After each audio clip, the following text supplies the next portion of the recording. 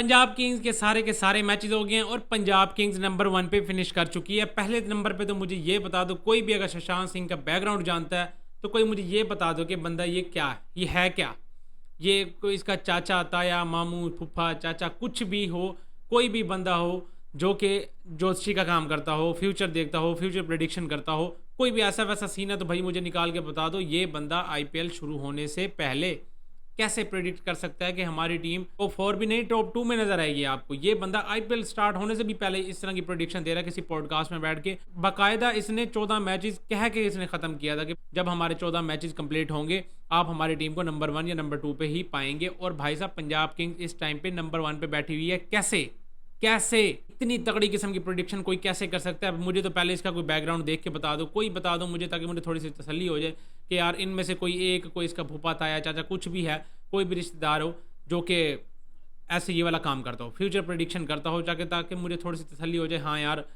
ठीक है हो सकता है ऐसा वैसा कुछ। लेकिन यार बंदा कैसे कर सकता है मुझे समझ नहीं आती। अभी टीम ने खेला नहीं है, एक मैच भी नहीं खेला, कॉम्बिनेशन का कोई अता पता नहीं है।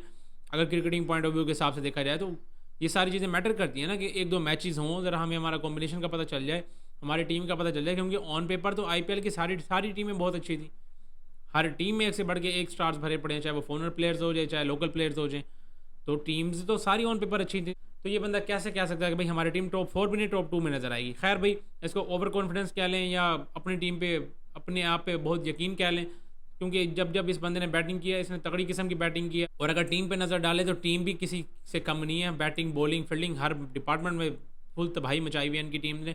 और अब इस टाइम पे अपने 14 मैचेस कंप्लीट होने के बाद नंबर 1 पोजीशन पे फिनिश कर रही है।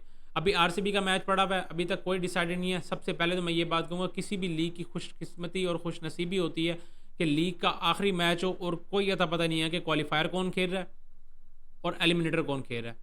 इस चीज़ की खुशी किसी भी लीग के लिए, चाहे वो आईपीएल हो, बीपीएल हो, पीएसएल हो, बिग बैश लीग हो, कोई भी लीग हो दुनिया की, उनके लिए सबसे खुशी की बात यही होती है कि आखिरी मैच हो रहा हो और किसी को कोई अता पता नहीं है। मतलब आखिरी मैच भी इतना ज़्यादा इंपॉर्टेंट है, भाई आखिरी मैच भी देखने के काबिल है। तो इस वजह से यार मैं कहता हूँ आईपीएल अभी तक इस मामले में बड़ा खुश नसीब है। वैसे पीएसएल का फाइनल बहुत ज़्यादा तकड़ा हुआ है, अब ये चीज़ देखने वाली है कि इनका फाइनल किस तरह से होता है, ये भी देखने वाला है, क्योंकि पीएसएल का फाइनल बहुत नेक्स्ट लेवल हो गया, तगड़ा किस्म का फाइनल हुआ है। तो अब ये चीज़ देखने वाली है कि इनका फाइनल किस हिसाब से होता है। खैर भाई अभी पंजाब किंग्स नंबर 1 पे फिनिश कर चुकी है। ज़रा मैच पे नज़र डालें, क्योंकि रोहित शर्मा की टीम के साथ मैच था और मुंबई इंडियंस के लिए भी ये मैच बहुत ही ज़्यादा इंपॉर्टेंट था, क्योंकि इनके 16 पॉइंट्स थे इस मैच से पहले भी और अब भी। इनके 16 पॉइंट्स हैं। ओब्वियसली मैच हार गए तो पॉइंट्स तो वहीं पे ही रहने थे। अगर तो ये मैच जीत जाते आज तो 18 पॉइंट्स पे फिनिश करते और इनका नेट रन रेट बहुत ही ज़्यादा अच्छा है। और जो इस टाइम पे जीटी नंबर 2 पे बैठी हुई है उसके भी 18 ही पॉइंट्स है, लेकिन उनका net run rate Mumbai Indians से बहुत कम है। अगर तो मुंबई इंडियंस आज वाला मैच जीत जाती तो ईजीली नंबर 2 पे फिनिश कर सकती थी। और फिर उसके बाद आरसीबी वाला मैच डिपेंड करता है, डिसाइड करता है कि भाई किसने नंबर 2 पे रहना, किसने नंबर 3 पे रहना, वो बात की बात थी। लेकिन मुंबई इंडियंस के लिए थोड़ी आसानी हो जाती। लेकिन भाई अभी तक तो मुंबई इंडियंस अब तो फिर नंबर 4 पे ही फिनिश किया। अब तो भाई इसको एलिमिनेटर खेलने ही पड़ने, एलिमिनेटर खेलेगी, उसके बाद जो क्वालिफायर में से एक टीम हार के आएगी उसके साथ एक मैच खेलेगी एंड देन फाइनल खेलेगी मुंबई इंडियंस। अगर तो ये सारे 3 मैचेस जीतती है तो इनको फाइनल की ट्रॉफी मिलनी है, अदरवाइज ये घर जाएंगे। और बाकी जिस हिसाब से घटिया किस्म की क्रिकेट इन्होंने स्टार्ट में खेली थी उस टाइम डिजर्व तो कहीं से भी नहीं करते थे, लेकिन बहुत ही ज़्यादा तगड़ा किस्म का कमबैक मारा है। कुछ कह रहे हैं कि भाई अंपायर वगैरह ये वो सारी चीज़ें, ये चौंचलेबाजी मुझे नहीं समझ आती। जो चीज़ हम ग्राउंड में देख रहे हैं हम तो वही बात करेंगे। तो भाई साहब मुंबई इंडियंस नंबर 4 पे फिनिश कर रही है। अभी आरसीबी और लखनऊ सुपर जायंट्स वाला मैच, क्योंकि लखनऊ सुपर जायंट्स का तो कुछ है नहीं, वो तो टॉप 4 में तो है नहीं, तो आरसीबी के लिए जीतना ज़रूरी है। अगर आरसीबी मैच जीता है तो वो जाहिर सी बात है नंबर 2 या नंबर 1 पे भी फिनिश कर सकती है, अगर थोड़े से भी अच्छे मार्जिन से जीतती है तो। नंबर 1 पे फिनिश करेगी तो भाई साहब पंजाब किंग्स की एक दिन की चांदनी जल्दी वापस आ जाएगी, वो दोबारा नंबर 2 पे आ जाएंगे। क्योंकि खेलना दोनों को ही क्वालिफायर पड़ेगा, चाहे वो नंबर 2 वाली हो चाहे 1 वाली हो, उससे कोई फ़र्क नहीं पड़ता, क्योंकि क्वालिफायर खेलेंगे। जो क्वालिफायर जीतेगा वो पहुंच जाएगा फाइनल में, और जो हारेगा वो फिर खेलेगा जो एलिमिनेटर से विन करके आएगा। तो ये चीज़ है। तो अभी तक डिसाइडेड नहीं है कि भाई क्वालिफायर कौन खेल रहा है और एलिमिनेटर कौन खेल रही है। सिर्फ और सिर्फ डिसाइडेड ये है कि एलिमिनेटर की मुंबई इंडियंस सबसे पहले बैठी हुई है, उसके साथ किस टीम ने जाना है वो चीज़ डिसाइडेड है। अभी तक नंबर 1 पोजीशन भी डिसाइडेड नहीं है। पंजाब किंग्स जो नंबर 1 पे बैठी हुई है वो भी डिसाइडेड नहीं है, क्योंकि आरसीबी अगर अच्छे मार्जिन से जीत जाती है वो भी नंबर 1 पे आ सकती है। लीग्स मैचेस के एंड में आरसीबी टेबल टॉप कर रही है, इतनी खुशी उनके लिए बहुत हो जाएगी। बाकी फाइनल तो जीते ना जीते वो तो अभी बहुत दूर की बात है, क्योंकि टॉप 4 टीम निकली हुई है यहाँ। अब आपको विन करना मतलब अच्छी क्रिकेट खेलनी पड़ेगी। वैसे आरसीबी अच्छी क्रिकेट खेलती हुई आ रही है, लेकिन लास्ट के जो 2 मैचेस हैं वो उनके ज़रा एक बारिश की नज़र हो गया, दूसरा मैच वो हार चुके हैं और अब ये वाला मैच देखते हैं कि वो क्या करते हैं। तो ये चीज़ देखने वाली होगी।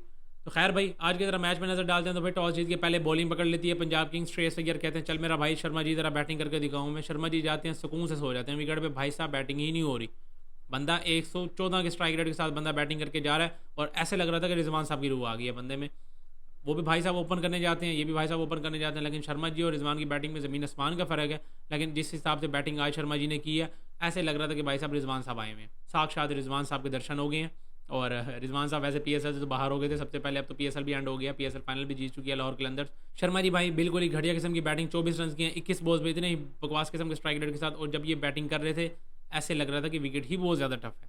हमें भी थोड़ा सा ज़रा वो होने लग गया था यार, शर्मा जी हैं अच्छी बैटिंग कर सकते हैं, अच्छी बैटिंग, अच्छे बैटर हैं, लेकिन विकेट ही बहुत ज़्यादा टफ है। तो हो सकता है इस तरह की बातें ज़रा हम सोचने लग गए थे। लेकिन वो तो जब बाद में पंजाब किंग्स आई और उन्होंने बैटिंग करके दिखाई, तब पता चला कि भाई साहब विकेट में कुछ नहीं था, शर्मा जी ही फजूल किस्म की बैटिंग कर रहे थे। ब्रायन रिकल्टन भाई 27 रन करके जा रहा है 20 बॉल्स पे, और ये बंदा भी 135 के स्ट्राइक रेट के साथ, ये मैचेबल नहीं था इस विकेट पे। ये मेरे हिसाब से जो इन्होंने 184 रन किए हैं ये कम है। 25 से 30 रन एटलीस्ट शॉर्ट हैं ये इस विकेट पे। 3 ही विकेट्स के नुकसान पे 19वें ओवर में चेज करके अगर पंजाब किंग्स साइड में मार रही है तो आप यहाँ से अंदाजा करेंगे या तो बहुत ही ज़्यादा घटिया किस्म की बॉलिंग की है मुंबई इंडियंस ने, जो कि हमें लगता नहीं है, क्योंकि मुंबई इंडियंस के पास बहुत ही तगड़े किस्म के बॉलर्स हैं।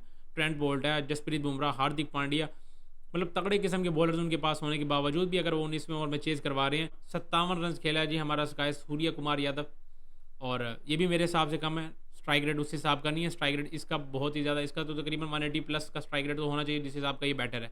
और इस विकेट पे तो 180 प्लस तो आराम से होना चाहिए था, लेकिन भाई साहब 146 के स्ट्राइक रेट के साथ बैटिंग करके जा रहा है। और तिलक वर्मा साहब से रन नहीं हुए। विल जैक 17 रन 26 रन किए हैं भाई साहब। हार्दिक पांड्या मेरे दोस्त ने आगे नीचे से 2-4 छक्के मारे, 2 छक्के मारे, 2 चौके मारे, थोड़ा सा ज़रा अच्छे स्ट्राइक रेट के साथ खेला।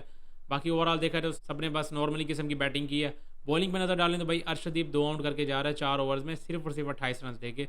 7 की इकॉनमी के साथ तगड़ी किस्म की बॉलिंग की, और साथ इसका दिया जी काइल जेमिसन, वही जो पीएसएल छोड़ के गए न्यूजीलैंड के bowler, right arm fast bowler. Marco Jansen 4 over में 34 रन, 2 आउट, ये भी बंदा कर जाता है। देखा जाए तो कंपैरेटिवली सबकी बॉलिंग फिगर्स ठीक ठाक इकॉनमी के साथ बॉलिंग की है। भाई साहब पहले बैटिंग करते हुए 184 पर निपट जाती है मुंबई इंडियंस, और ज़रा बैटिंग पे आए पंजाब किंग्स की तो भाई साहब 3 ही विकेट के नुकसान पे ख़त्म, टाटा बाय बाय।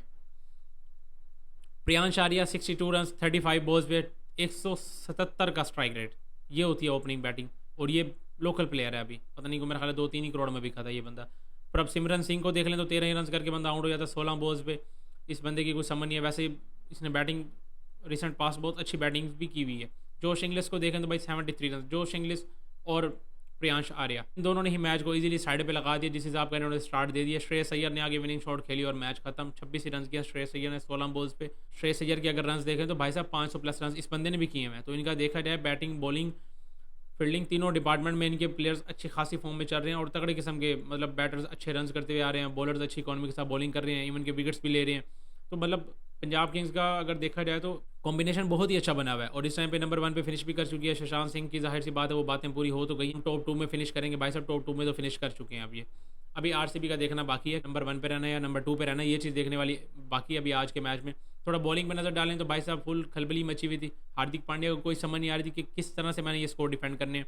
इतनी अच्छी और तगड़ी बॉलिंग लाइनअप होने के बावजूद Trent Boult, Deepak Chahar, Jasprit Bumrah, Mitchell Santner, यानी स्पिनर्स देख लें, ऑलराउंडर्स देख लें, हार्दिक पांड्या खुद, पेसर देख लें तो भाई वर्ल्ड के बेस्ट इस टाइम पे पेस अटैक जो है जसप्रीत बुमराह, ट्रेंट बोल्ट, दोनों तगड़े किस्म के बॉलर जो हैं वो इनके पास हैं। उसके बावजूद इनसे 184 जो है वो डिफेंड नहीं हो सका।